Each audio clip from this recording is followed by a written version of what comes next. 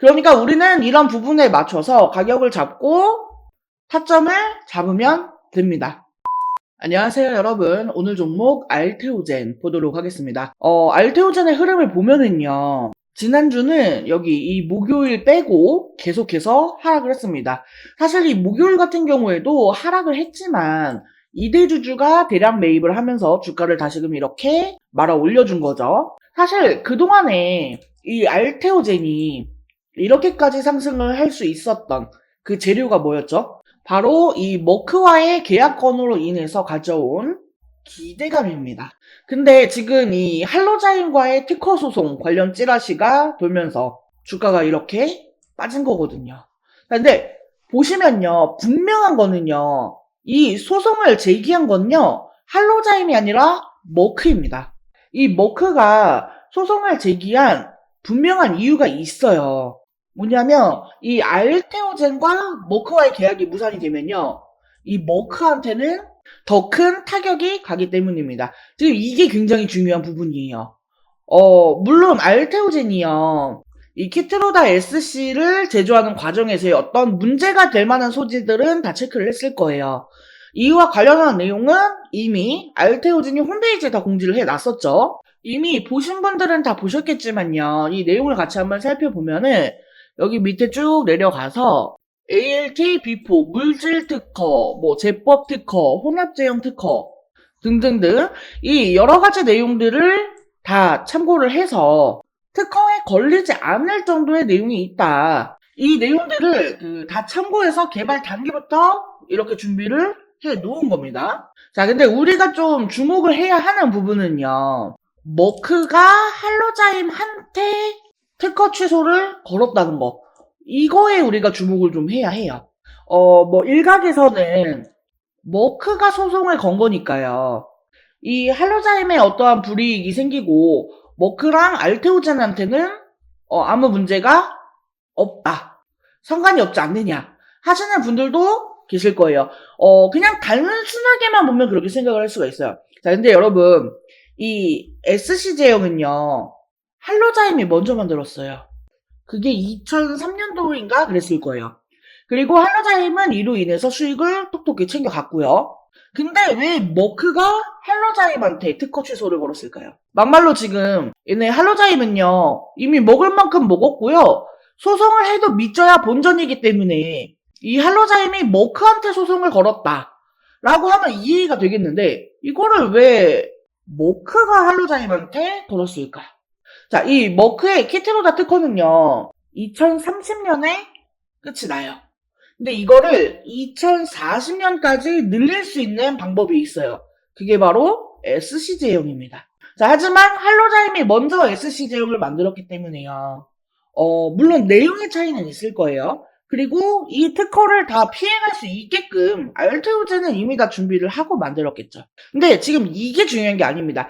우리가 중요하게 봐야 할 부분은 머크는요, 지금 연간 매출의 50%가 키트로다에서 나와요.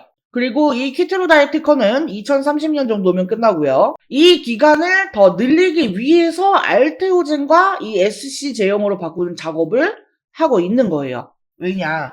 알테오젠의 특허가 할로자임의 특허보다 더 기니까요. 이 똑같이 SC 제형은 기술을 가지고 있고 조금 더 먼저 이 기술을 개발한 할로자임이 아니라 이 알테오젠을 택한 이유. 단순하죠. 특허를 더 길게 가져가기 위해서. 그렇다라는 거는요, 이 머크는요, 굳이 알테오젠을 택하지 않고 할로자임하고 진행을 했었어도 이 SC제형을 만드는데 별다른 문제가 있었던 거는 아니란 얘기예요. 자, 그리고 머크가 이 SC제형을 왜 만들지 않을까요? 이거는 만들지 않은 게 아니에요. 만들었었던 적이 있습니다. 근데 그게 이 생존율에서 많이 떨어졌었어요.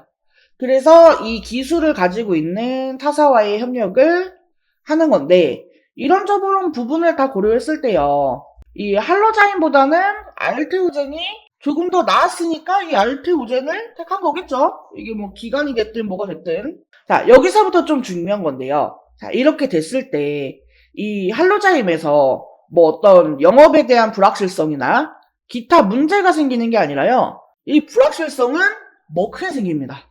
그래서 이 머크가 먼저 특허 취소 소송을 한 거예요.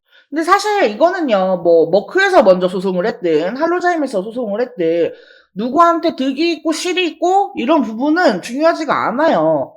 이제 와서 따져봐야 아무 소용이 없습니다. 왜냐? 주가는 이미 빠졌으니까. 자, 그리고 지금 이 소송이요. 머크가 먼저 선제 공격을 하기는 했지만 이 할로자임 측에서도요, 대응을 하는 과정에서 충분히 소송을 걸 수가 있습니다. 이 특허와 관련해서 충분히 분쟁을 이끌어낼 수가 있어요. 그리고 이 부분은 충분히 예상이 가능한 부분이죠. 자, 근데 여기서 무슨 얘기가 있느냐. 이미 주가에는 다 반영이 되었다라는 거예요. 그리고 알테오제는요, 이 특허와 관련한 문제에 대해서요, 다 준비를 해놨을 거예요. 개발 단계부터 이미 이런저런 특허 회피 루트를 다 만들어 놓고 시작을 했을 테니까. 이제 여기서 가장 큰 문제가 되는 건 바로 머크이기 때문에 이 머크가 지금 선수를 쳐서 이렇게 선제적 조치를 해 놓았다라는 거예요. 머크 CEO가 법률가 출신이거든요. 그러니까 지금 미리 이렇게 해 놓은 거라는 거죠. 관련해서 이 분쟁의 소지는 충분히 있습니다. 그리고 이 분쟁의 소지를 해결해가는 과정에서 뭐 주가는 이미 빠져버렸고요. 만약에 소송 전에 돌입을 하게 될 경우 이 주가가 상승의 제한을 받을 수는 있겠지만 지금의 주가가 유지가 되지는 않는다는 겁니다. 그러면요, 지금 이렇게 하락할 때 이 하락하는 구간에서 매매를 하는 게 아니라 이제 이 소송에 본격적으로 이 소송에 들어가게 되는 경우 주가는 바닥을 치고 올라갈 거예요. 왜? 이미 관련된 내용이 다 선반영이 되었잖아요. 네, 그러니까 지금 구간에서는요, 매도를 할 필요가 없습니다. 그리고 매수를 할 이유도 없죠. 매수는요, 반등을 확인하고 나서 그 다음에 하시면 돼요.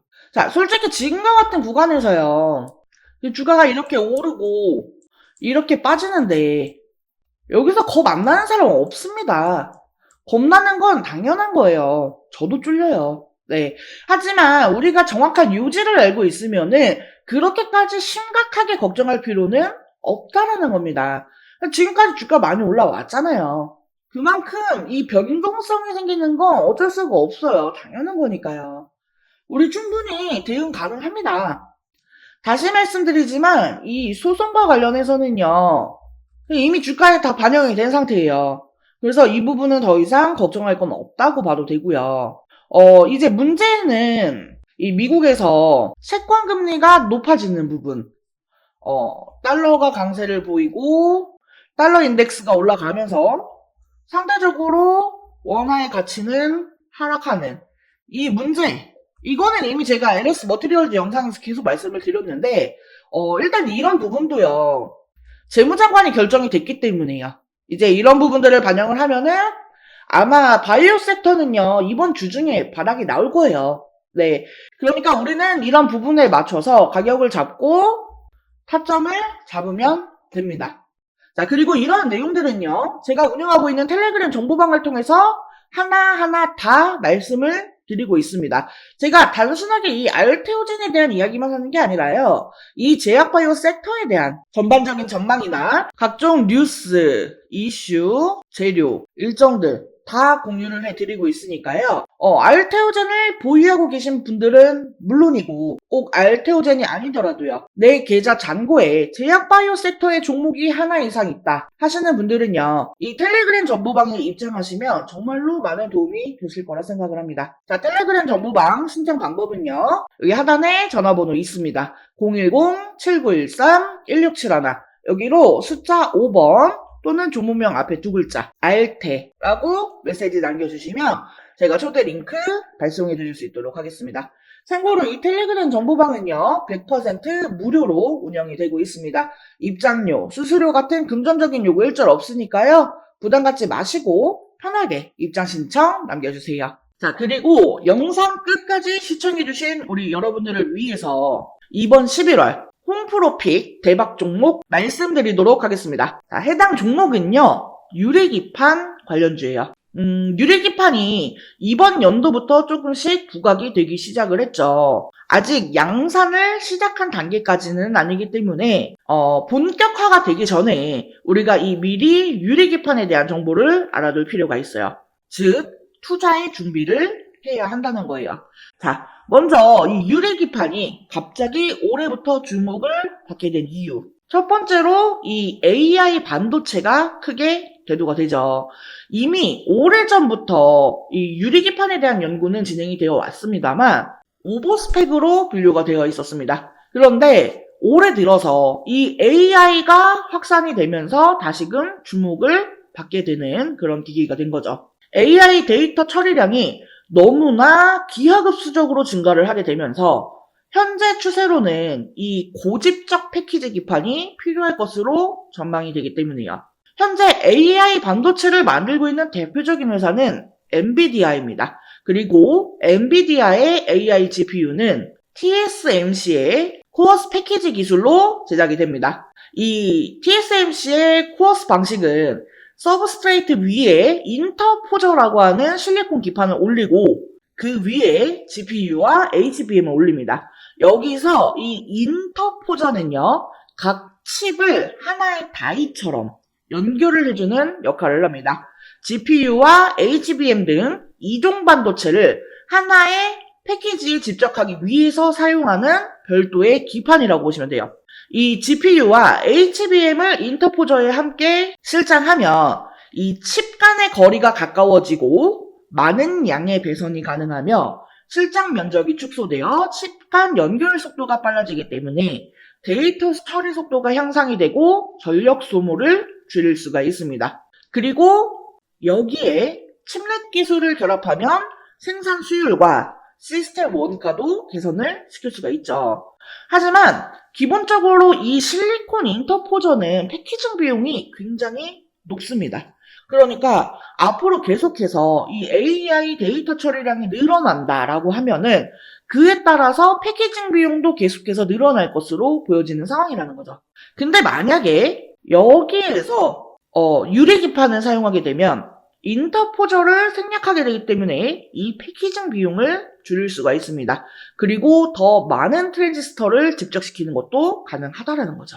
그렇기 때문에 지금 이 유리기판이 재조명이 되고 있는 거예요. 자, 그래서 제가 이 유리기판 관련주들을 좀 정리를 했습니다. 근데 우리가 이 모든 종목들을 하나하나 다 살펴보고 매매를 할 수는 없기 때문에 제가 이 기업들이 유리기판과 관련해서 얼마나 많이 이슈를 받았는가 이거에 대해서 비교를 해보니까 가장 많은 이슈를 받았던 기업이 바로 이 기업이더라고요. 그래서 이번 11화 대박 종목으로 이 기업을 준비를 한 거예요. 해당 기업의 특징을 살펴보면은 일단 반도체 패키징용 유리기판 제조 장비를 양산 라인에 최초로 공급을 한 기업입니다. TGV 등 유리 가공 장비를 선제적으로 준비해 현재 납품을 하고 있는 대장주라고 볼 수가 있겠습니다. 지금 이 종목을 포함해서요, 유리기판 3대장이라고 불리우는 종목들이 있어요. 각각 유리기판을 생산하고 장비를 담당하고 소재를 담당하는 그런 기업들입니다. 그리고 제가 준비한 이 종목은 이 중에서도 장비를 담당하고 있어요. 자, 게다가 이 3대장 중에 유리기판을 생산하는 기업에 TGV 장비를 납품을 하면서 이 유리기판의 가장 수혜주로 부각이 되었습니다. TGV 공정은요, 유리기판을 뚫는 전극 통로를 만드는 기술인데 이게 유리기판의 핵심 기술이거든요. TGV 공정은 세 가지 방식이 있어요. 레이저 방식, HF 애칭 방식, PNL 가공 방식. 이 회사는 레이저 방식과 HF 애칭 방식을 혼용해서 사용하기 때문에 유리 표면에 미세한 크랙을 줄이고 식각 속도를 향상시킬 수 있습니다. 이 크랙이 없이 홀을 만드는 게 제일 중요한 거거든요. 근데 이러한 부분을 두 가지 방식의 공정을 혼용 사용하면서 커버를 했다라는 겁니다. 무엇보다 이 글라스코어 기판 제조 공정에서 이미 4가지 장비나 공급을 하고 있다라는 점이 가장 대조되는 내용입니다.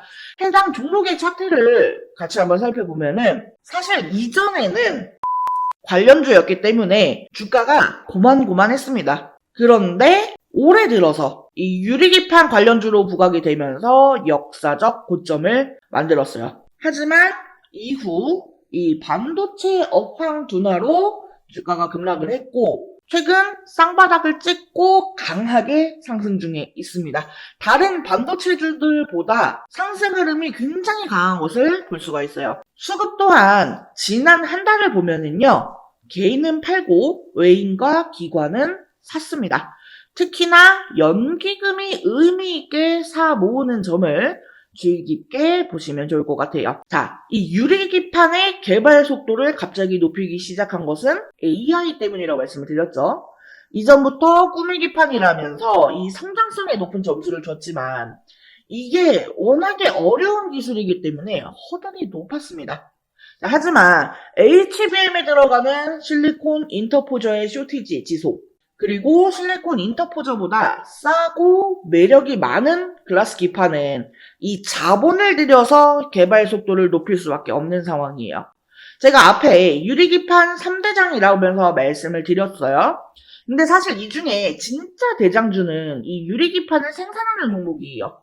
하지만 해당 기업은 아직까지 개발 진행 단계에 있기 때문에 적자가 지속되는 중이죠. 그나마 제가 이번 11월 대박 종목으로 픽한 이 기업은 장비주에 해당이 되기 때문에 실적이 유리기판을 생산하는 종목보다 선반영이 될 수가 있습니다. 또한 시총이 작은 소형주이기 때문에요. 가볍게 움직일 수 있다라는 매력도 있고요. 소형주 중에서는 이 기업이 대장주라고 볼 수가 있겠습니다. HBM과 관련해서 직접적인 수혜는 국내 기업에서 많지 않았어요. 하지만 이 유리기판 관련주는 디스플레이 밸류체인 기업들이 기존에 유리 가공을 해왔기 때문에 관련주들이 많은 편이고, 그 중에서도 대장주이기 때문에 충분히 기대를 해봐도 된다라는 점에서 이번 11월 대박 종목으로 정프로가 픽을 한 거고요. 해당 종목과 관련한 내용이 궁금하신 분들은요, 010-7913-1671 여기로 대박이라고 두 글자 메시지 남겨주시면 제가 관련 자료와 함께 타점, 대응 전략을 공유해드릴 수 있도록 하겠습니다. 자, 이번 영상은 여기서 마치도록 하겠습니다. 제 영상이 조금이라도 도움되었다면 구독, 좋아요, 알림 설정 한 번씩 부탁드릴게요. 오늘도 영상 시청해주셔서 감사합니다. 다음 영상에서 또 뵙겠습니다.